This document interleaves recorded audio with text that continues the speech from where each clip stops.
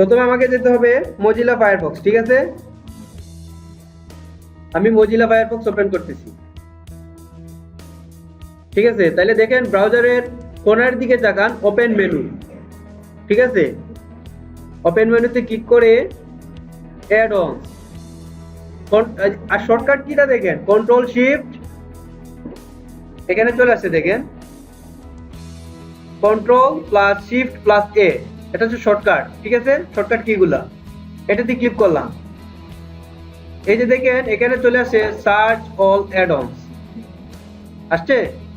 আমি এখানে সার্চ করলাম ইউটিউব ডাউনলোডার, ঠিক আছে? ডাউনলোডার লিখে আমি ইন্টার দিলাম,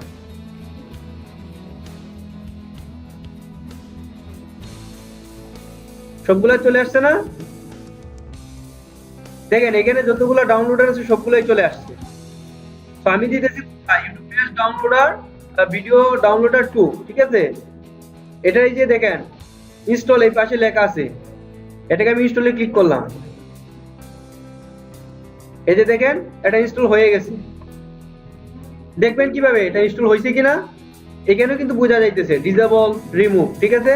তারপরে এই যে এক্সটেনশন, এখানে গেলেও দেখতে পারবেন এই যে এটা ইনস্টল হয়ে গেছে। ওকে, আমি কেটে ফেললাম, আবার আমি ঢুকি মজিলাতে, এখন চলে যাচ্ছে আমি ইউটিউবে,